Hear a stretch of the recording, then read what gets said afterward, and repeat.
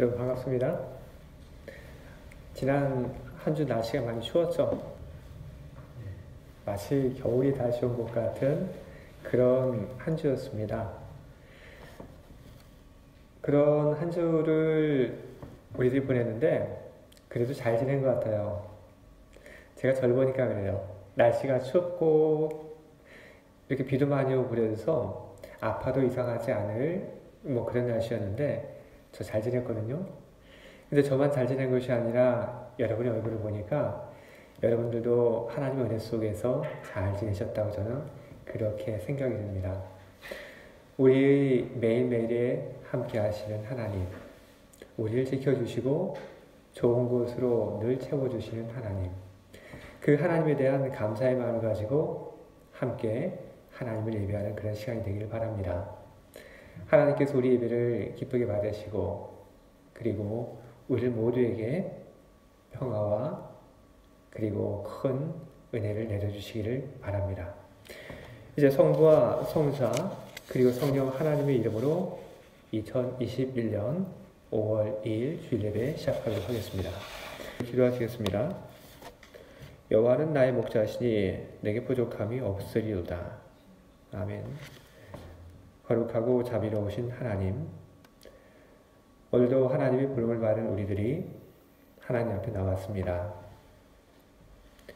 하나님을 만나는 이 자리, 하나님 그리고 이 시간에 온 마음을 다하여 하나님께 우리들이 예배를 드리고자 합니다. 하나님을 찾고 하나님께 예배를 드리기에 우리들은 너무나도 흠이 많고 죄가 많습니다. 하나님께서 성령을 통하여 우리 죄된 모든 것을 다 정결케 하여 주시기를 바랍니다. 하나님의 깨끗하게 하여 주심을 통하여 하나님 앞에 나아가 하나님의 이름을 기뻐 부를 때 하나님 우리 예배를 하나님께서 받아주시고 하나님을 예배하는 한 사람 한 사람을 주님께서 바라봐 주시고 모두의 이름을 기억해 주시기를 바랍니다. 모두 삶을 살다 때로 지치고 힘든 그런 기억들이 있는데 오늘 하나님을 예배하는 이 순간에 그 모든 것을 뒤로한 채 하나님만을 예배하기에 온 힘을 다하는 하나님의 아들과 딸들입니다. 그런 아들과 딸들의 모습을 하나님께서 좋게 여기시고 하나님의 자녀들의 삶 속에는 고단함을 하나님께서 살펴주시며 은총을 베풀어 주시옵소서. 하나님의 크신 은혜가 이 시간 이 자리를 통하여 세상으로 넘쳐 흘러가기를 소망합니다. 예배의 모든 순서 위에 함께 하시고 예배를 주장하시고 이끌어 주시옵소서. 예수 그리스도의 이름으로 기도합니다. 아멘. 오늘 제가 여러분들과 함께 나눌 하나님 말씀을 보겠습니다. 누가복음 19장 37절부터 40절까지 있는 말씀을 오늘 함께 보도록 하겠습니다. 이미 감람산 내리막길에 가까이 오심에 제자의 온 무리가 자기들이 본 바 모든 능한 일로 인하여 기뻐하며 큰 소리로 하나님을 찬양하여 이르되 찬송하리로다. 주의 이름으로 오시는 왕이요 하늘에는 평화요 가장 높은 곳에는 영광이로다 하니 무리 중 어떤 바리새인들이 말하되 선생이여 당신의 제자들을 책망하소서 하거늘 대답하여 이르시되 내가 너희에게 말하노니 만일 이 사람들이 침묵하면 돌들이 소리 지르리야 하시니라. 아멘. 오늘 우리 교회력으로는 부활절 5째 주일입니다. 오늘 제가 여러분들 앞에서 읽은 이 성경의 말씀은 부활의 그 사건이 시작이 되었던 그때를 기록하고 있습니다. 부활의 사건이 시작이 되었던 그때의 이야기를 우리를 함께 오늘 다시 한번 나누면서 다시 한번 우리 삶 속에 부활을 기억하는 그런 시간이 되기를 바랍니다. 오늘 제가 여러분들 앞에서 읽은 이 성경의 말씀을 보게 되면 예수님과 그리고 예수님의 제자들이 예루살렘에 들어가는 그 이야기를 우리는 보았습니다. 예수님과 그 예수님의 제자들이 예루살렘으로 들어가는데 그때 예루살렘으로 들어오는 예수님과 그리고 예수님의 제자들을 보고 바리새인들이 와서 예수님께 이야기를 합니다. 당신의 제자들을 좀 뭐라고 좀 혼을 좀 내주시길 바랍니다. 그리고 당신의 그 제자들 좀 조용히 좀 시켜주시기를 바랍니다. 그렇게 이야기를 했습니다. 원래 여러분 도시는 시끄러운 법입니다. 그리고 그맘때의 이 예루살렘은 다른 때보다도 더 많이 시끄러웠습니다. 왜냐하면 이 명절을 앞두고 도처에서 예루살렘을 찾아오는 그런 순례자들이 끊이지 않았기 때문에 그렇습니다. 그런데 원래 도시는 시끄럽고 그리고 예수님께서 들어오실 그 즈음은 다른 때보다도 더 시끄러웠는데 그게 일상이었고 그게 평범한 것이었는데 바리새인들은 왜 예수님에게 와서 그런 얘기를 했을까요? 왜 바리새인들은 예수님에게 와서 당신의 제자들을 조용히 좀 시키라고 그렇게 이야기를 했을까요? 예수님께 대한 안 좋은 마음이 있었기 때문에 그래서 바리새인들이 예수님께 와서 그런 이야기를 한 것일까요? 바리새인들이 왜 그런 이야기를 했는지 이야기를 하려면 당시의 그 상황을 다시 한번 좀 살펴볼 필요가 있습니다. 예수님 그리고 예수님의 무리들이 예루살렘을 향하여 갈 때 성경을 보게 되면 외치는 소리들이 있었다고 그렇게 기록을 하고 있습니다. 외치는 소리, 예수님께서 예루살렘을 향하여 갈 때 들렸던 그 큰 소리들, 누가 그런 소리를 냈을까요? 성 안에 있던 사람들이 성 밖으로 나와서 길 양쪽에 다 서 있다가 예수님께서 딱 나타나자 그것을 보면 환호하면서 막 소리를 질렀냐? 아닙니다. 그걸 누가 그랬냐? 예수님과 같이 걸어서 예루살렘으로 들어가는 사람들이 그런 소리를 질렀습니다. 성경에는 예수님의 제자들이 그렇게 소리를 질렀다. 그렇게 이해합니다. 예수님의 제자라고 하는 이 말은 12제자를 가리키는 말이 아닙니다. 예수님께 배운 사람들, 그리고 예수님의 그 가르침을 따르는 사람들, 이 사람들이 다 예수님의 제자입니다. 특별히 12제자의 그런 이름이 나오긴 했지만 그건 특별한 경우에만 12제자 이름을 이야기했고 그렇지 않은 곳에서는 그냥 제자라고 하면서 불특정 다수인 예수님의 제자를 언급하는 것이 성경에는 많이 나옵니다. 근데 예수님과 함께 오면서 소리를 질렀던 이 제자들에 대해서 성경이 또 무슨 얘기를 하고 있냐면 이 사람들은 기적을 봤다. 그렇게 이야기를 하고 있습니다. 예수님과 함께 다니면서 기적을 봤다는 겁니다. 예수님과 함께 하면서 기적을 봤기 때문에 이 사람들은 그 기적을 본 데서 생긴 그런 확신과 믿음을 가지고 예수님이 예루살렘으로 들어갈 때 크게 소리를 질렀던 것입니다. 뭐라고 소리를 질렀나? 오늘 우리가 본 바와 같이 찬송하리로다 주의 이름으로 오시는 이여 그렇게 소리를 질렀습니다.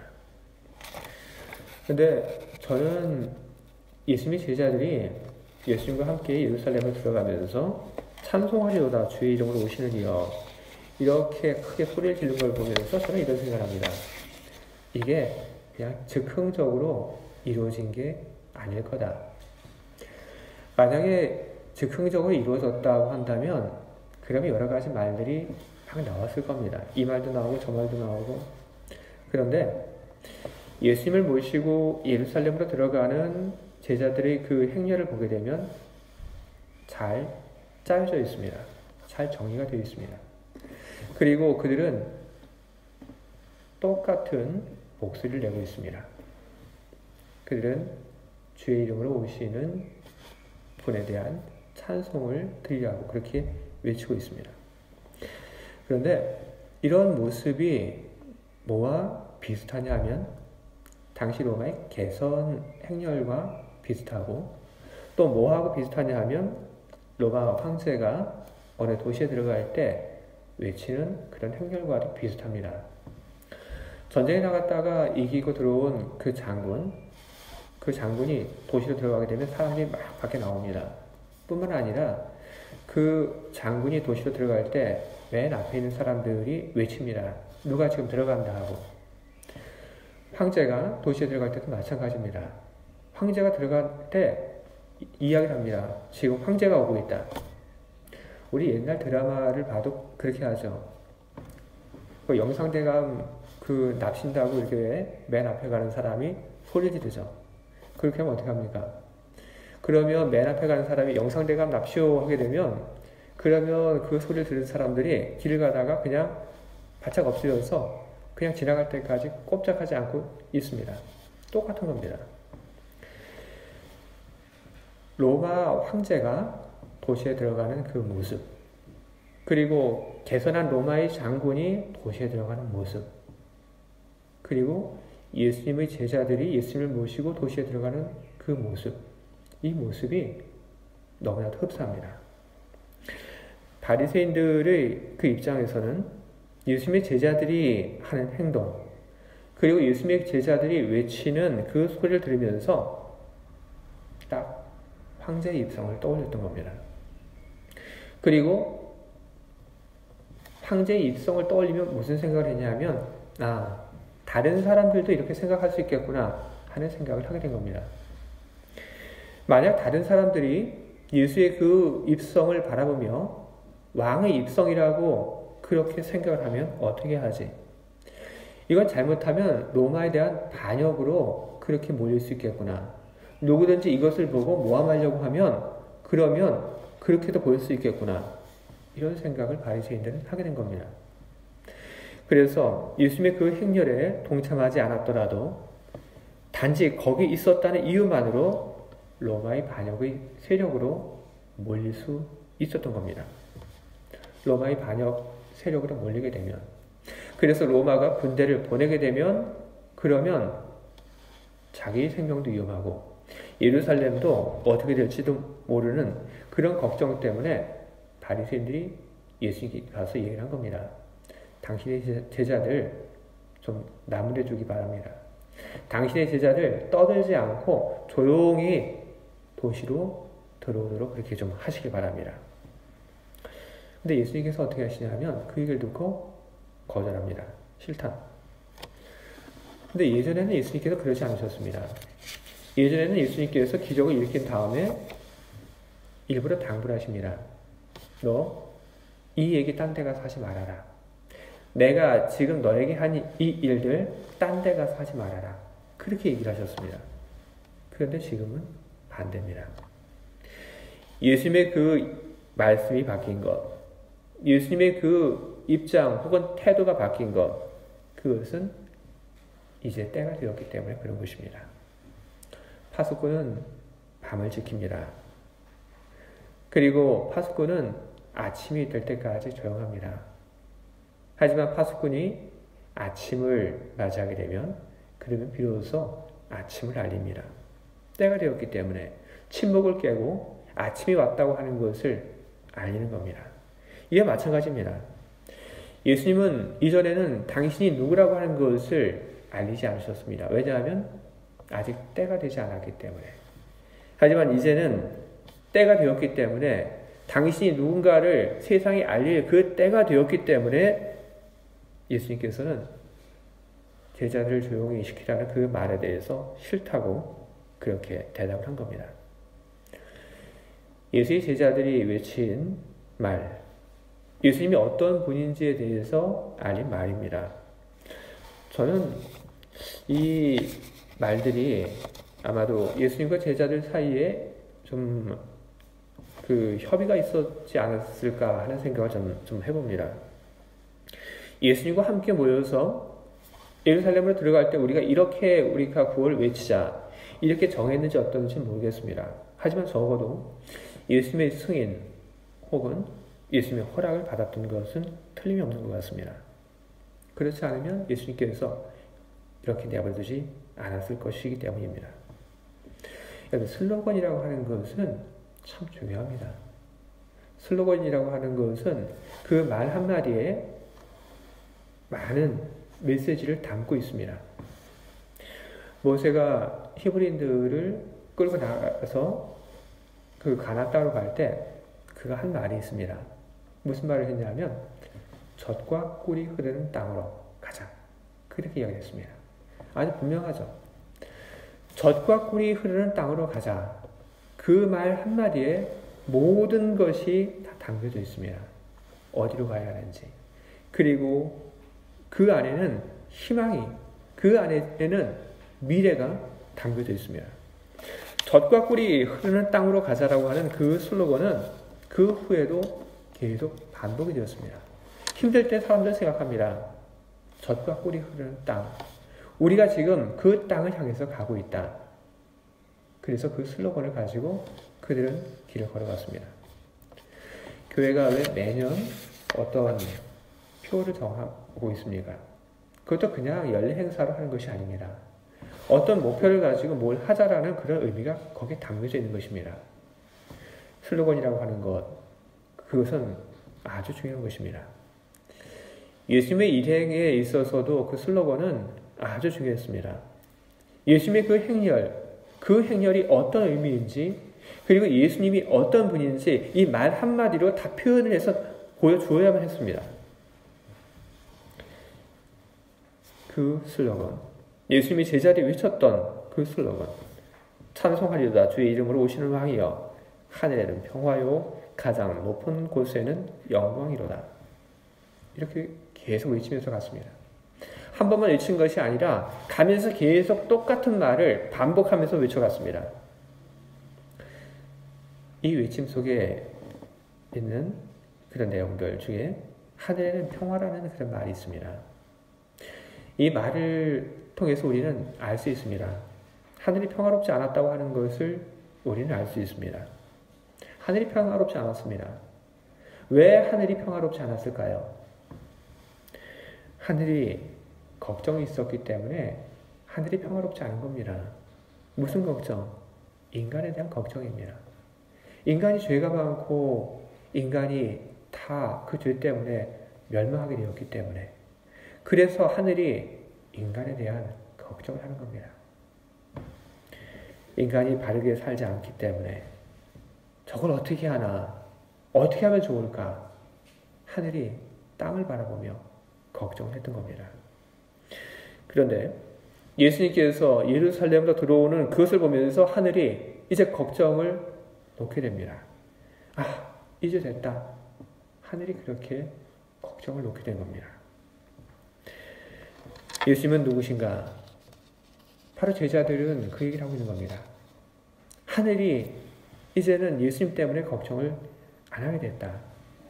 예수님은 하늘이 걱정했던 그것을 이제 끝내게 만들어주는 그런 분이시다. 하늘이 가졌던 그 걱정을 없애주는 분, 그분이 바로 이분이다. 그 얘기를 했습니다. 또 제자들이 한 말 가운데 이런 말이 있습니다. 가장 높은 곳에는 영광. 가장 높은 곳이라고 할 때 우리는 이 3층 천을 떠올릴 수 있습니다. 바울이 이야기를 했죠. 3층 천, 하늘 위에 하늘이 있다고. 그런데 오늘 여기 나오는 가장 높은 곳이라고 하는 것은 하늘 위에 하늘, 여기 3층 천을 이야기를 하는 것은 아닙니다. 가장 높은 곳은 뭘 얘기하냐면 하나님의 보좌를 이야기를 하는 말입니다. 히브리인들은 하나님이라고 하는 그 말을 함부로 하지 않았습니다. 여호와 하나님, 하나님의 이름을 부른다고 하는 것은 히브리인들에게 상상도 할 수 없는 그런 일들이었습니다. 윗 어른의 이름도 함부로 부르지 못하는데 어떻게 하나님의 이름을 함부로 부를 수 있을까? 못한다. 이것이 히브리인들이 가졌던 그런 생각입니다. 하나님이라고 하는 이름을 함부로 부르지 못하기 때문에 이 히브리인들은 어떻게 하냐면 하나님의 보좌를 대신 이야기합니다. 그 보좌 위에 하나님께서 앉아 계신다. 이 생각을 하면서 하나님 대신 하나님의 보좌를 이야기합니다. 하지만 히브리인들이 정말로 이야기하고 있는 것은 하나님의 보좌가 아니라 그 보좌 위에 앉으신 하나님이었던 것입니다. 그래서 지금 가장 높은 곳에서는 영광이라고 하는 이 말은 하나님께 영광이라고 하는 말인 것입니다. 왜? 예수를 여기에 보내신 하나님, 그 하나님께 영광을 돌립니다. 하나님께서 예수를 여기에 보내셨으니 하나님께 영광이 있기를 바랍니다. 그렇게 했던 겁니다. 도대체 예수가 누구이길래 예수가 예루살렘으로 들어온 것을 보면서 하늘이 걱정을 안 하게 됐고, 도대체 예수가 누구이기에 예수가 예루살렘으로 들어오는 것을 보면서 하나님께 영광을 돌리게 되는 걸까요? 그것은 예수가 주의 이름으로 오시는 왕이기 때문에 그런 것입니다. 주의 이름으로 오시는 왕, 하나님으로부터 왕으로 임명을 받아서 들어오시는 분이라는 뜻입니다.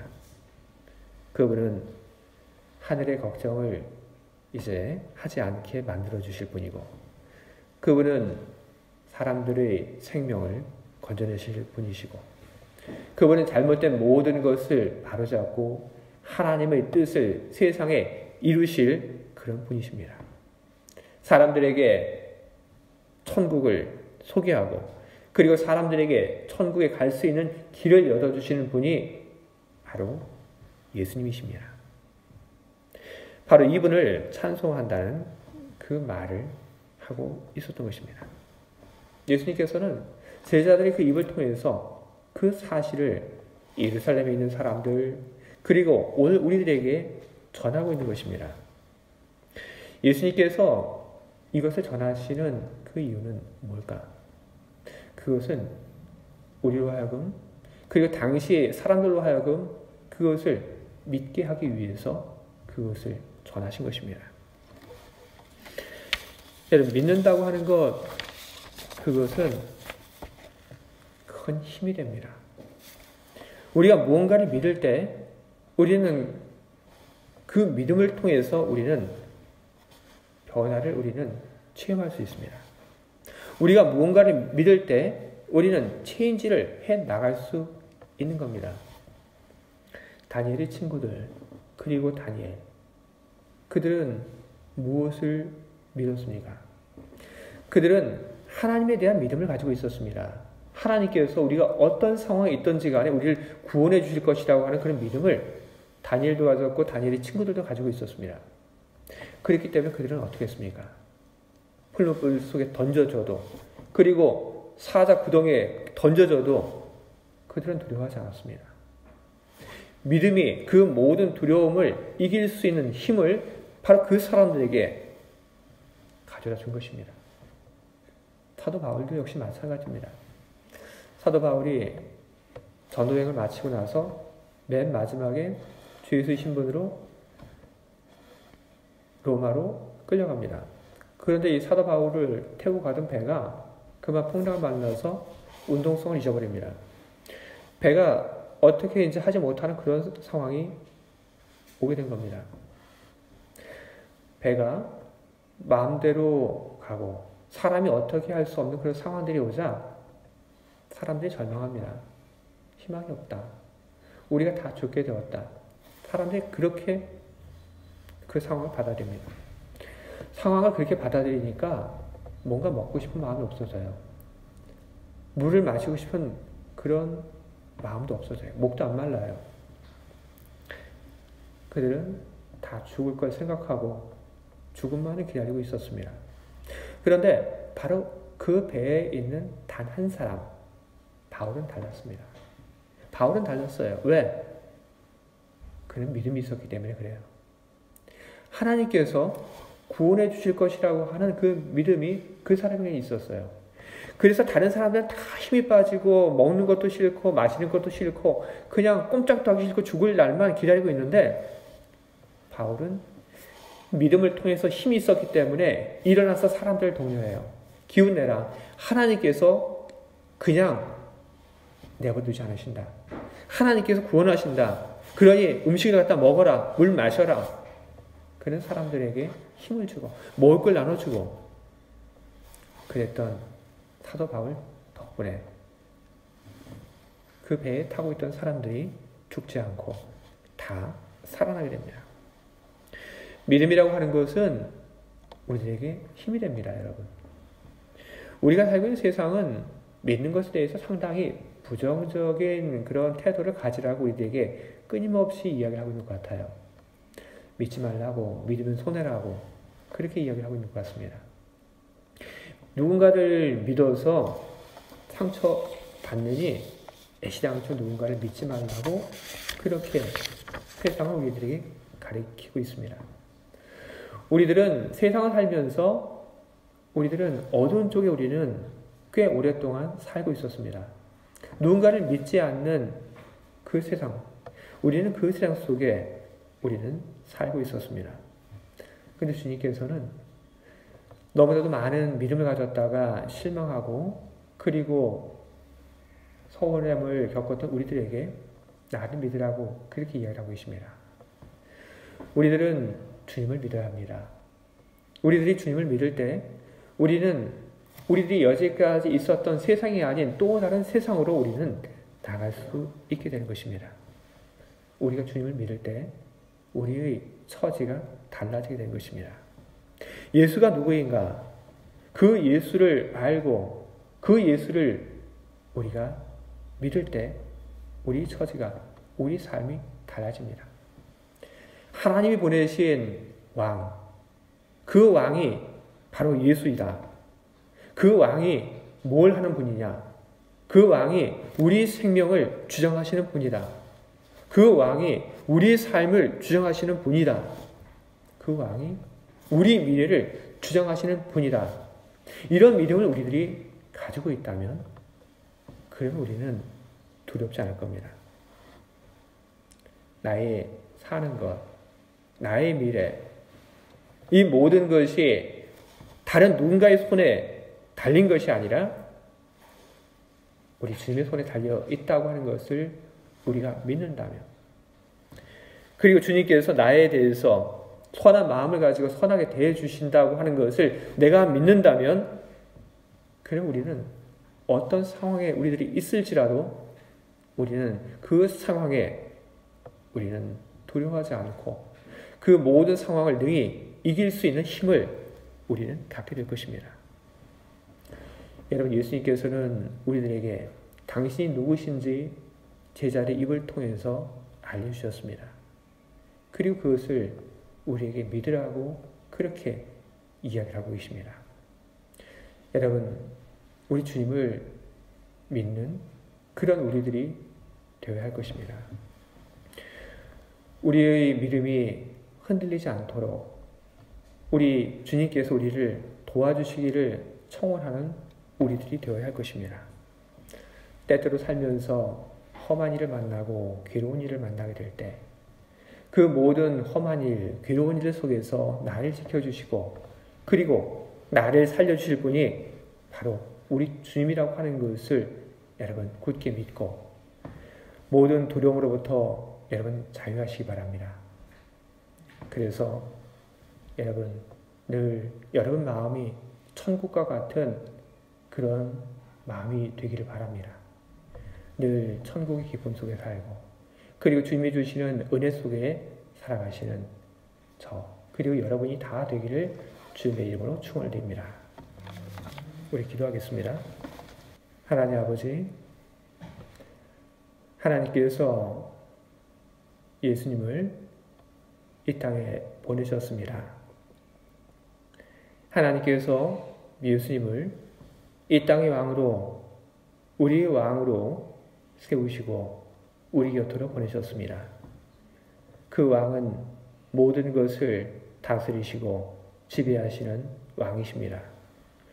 사람의 생명, 세상, 이 모든 것이 우리 주 예수 그리스도의 손에 있습니다.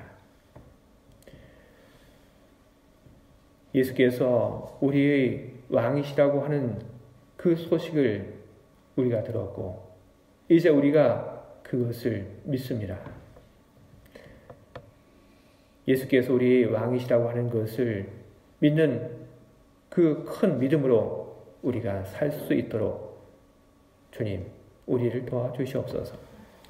때로 힘들고 어려운 상황이 우리를 찾아온다 할지라도 우리의 생명이 우리의 미래가 다른 사람의 손에 달려있지 않고 오직 우리 주님의 손에 달려있다고 하는 것을 우리가 믿으며 그 무엇도 두려워하지 않고 우리 주님의 구원의 손길만 바라보고 능히 이기며 살아갈 수 있도록 우리를 도와주시옵소서.